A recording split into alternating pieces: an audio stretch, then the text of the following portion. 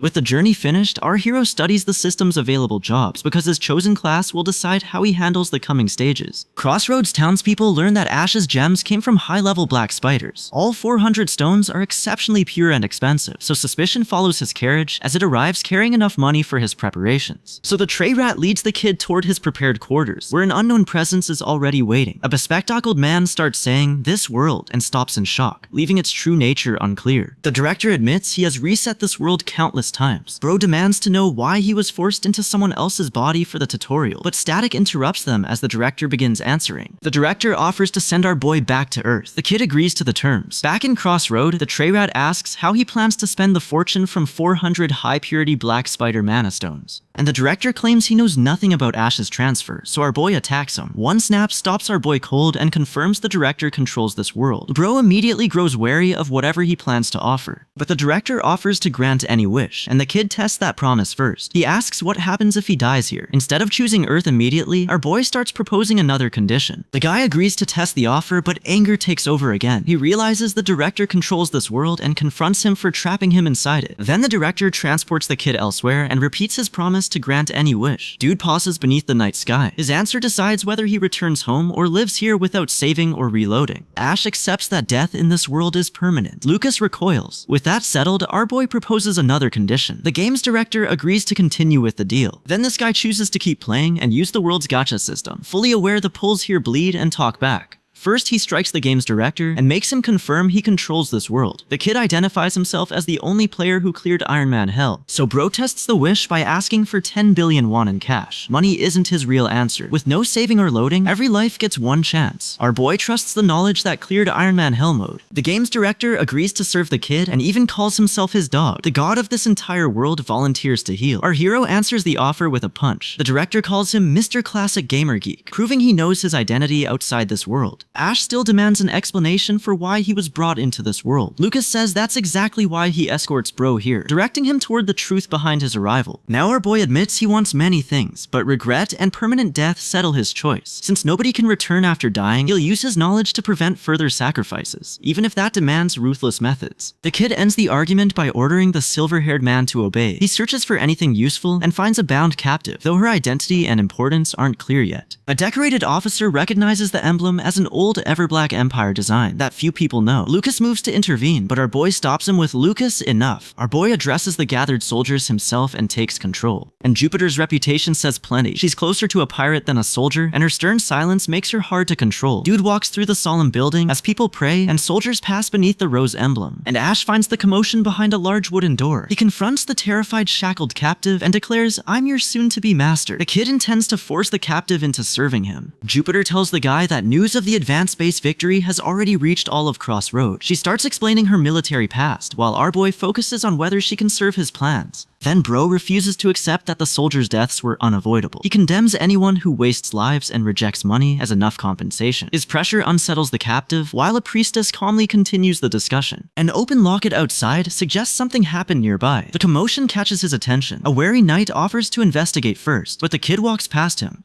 The onlookers identify our boy as the Third Prince, who supposedly wiped out his army before killing every spider at the advanced base. So Jupiter formally identifies herself as a member of the Continental Mercenary Guild. She still works because her pension isn't enough, then confronts this guy over the lives lost during his reckless first battle. So Jupiter answers Ash's criticism by accusing him of taking bribes behind the military authorities' backs. The kid raises the payment and offers a chance to secure the rights to an SR asset. Jupiter reluctantly accepts. Bro delivers the agreed payment and returns to his request for compensation for the soldiers lost under his command. During their formal military funeral, he forces his way inside and delivers his warning. Our boy studies the assembled soldiers and asks one of them to identify himself. The footslogger answers while Lily and Ken wait with the gathered force. The kid gets ready to address everyone, but the officer challenges him again over the payment. Our hero condemns the accusation as shameless and refuses to back down. He takes control of the formal gathering. Damien answers when Ash calls his name. The families of the fallen receive the financial support Dude demanded. His promise to value every soldier now carries real weight. Now, our boy visits the mercenary guild to strengthen Crossroad by recruiting fighters. He meets Jupiter, an SR rank electric mage. Her formal introduction prompts a guild member to question her, and Jupiter's disgraced past comes out while the kid considers her hiring cost. She's an expelled retiree whose military career ends in dishonor. Our boy is unsettled but keeps weighing the expensive deal. Then word of his unprecedented compensation reaches the fallen soldiers' families during the memorial. Citizens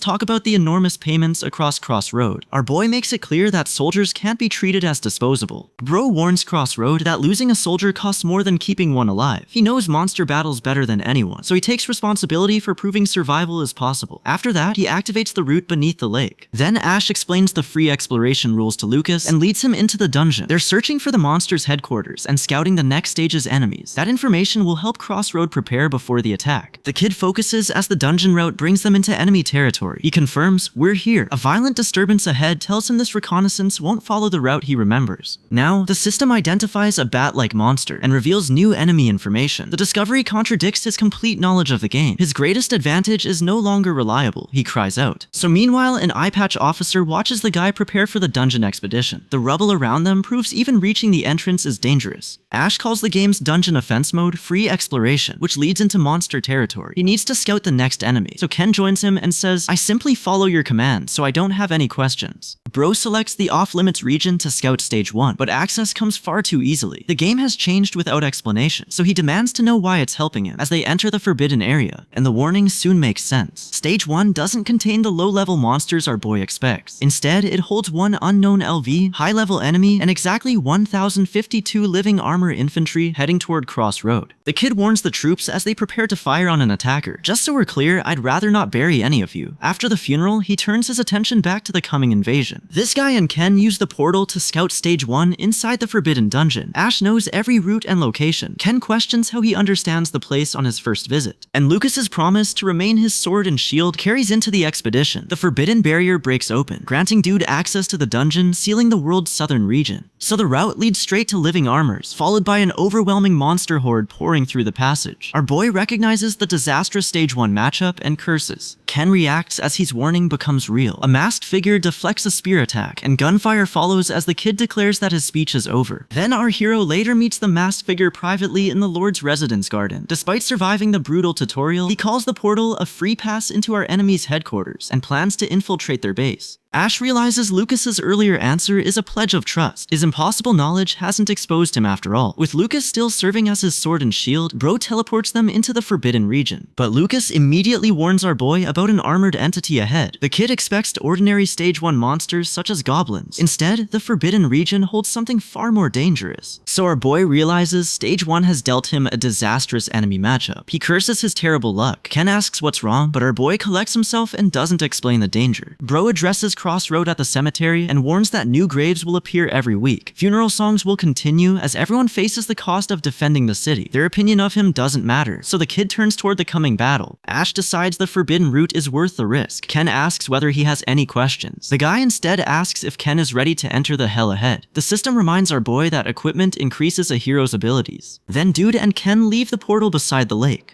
Movement beneath the water warns them immediately. An army of living armor infantry advances toward Crossroad, revealing how large the coming attack will be. Stage 1 usually sends easier monsters, but Crossroad is facing living armor infantry. Ken confirms that this is the army they must stop. The kid counts more than 1,000 enemies, making a direct fight impossible, and receives a warning not to proceed. Our boy abandons the dungeon expedition. Our boy orders an immediate retreat before the living armor infantry surrounds them. Lucas acknowledges the command. This guy uses the system to withdraw everyone, so they can prepare Crossroad for the siege. And Ash returns from the dungeon shaken, and fragmented visions strike him immediately. He sees a masked attacker, himself threatening a kneeling servant, an enraged man demanding recognition. Bro can't tell what causes the images or what they mean. Now the visions shift again. Masked servants accept his order. Stronger equipment from the mid-game appears, and living armor infantry marches toward a bridge. These disconnected memories convince the kid that an unknown force is manipulating the game around him. So our boy orders an attendant to bring in the people he needs. With the difficulty climbing, he needs more strategic options. He also confirms offense totem boosts every ally's offense by 5%, making his commander class essential for the defense. Then now, 4 representatives answer his summons at the palace. They become emotional when they hear his proposal, alarming Lucas and the attendant. Our hero still needs their cooperation to improve Crossroads' limited preparations before Stage 1. Ash is furious that Stage 1 assigned living armor infantry. He can't change the enemies, so he rushes back to the palace and summons Eater. When Eater responds, the kid makes the required system choice, despite his frustration. And Bro barely processes the result before Lucas brings in the 4 Union representatives. They're bound and kneeling, which turns his request for cooperation into a tense confrontation. So the 4 representatives can't believe his proposal, but Stage 1 begins in 2 days and 13 hours. Our boy remembers living armor infantry appearing under different conditions in earlier runs. Their arrival now convinces him someone is interfering. Now, our boy learns Crossroad has only 526 soldiers capable of fighting. That leaves the city badly outnumbered. Another system result hits him back at the palace. The kid erupts because it threatens preparations he has almost no time to finish. Ash checks party synergy and learns that different job combinations provide dedicated party bonuses. That gives him new ways to build his team. With Lucas beside him, he approaches the bound representatives again and offers money and rights, asking, "Not a bad deal, right?" And so, Dude reviews the living armor infantry before the invasion. Their spirits inside armor, and each one keeps fighting until it's decisively brought down. A report says most soldiers died during the tutorial, sending our boy into a furious outburst.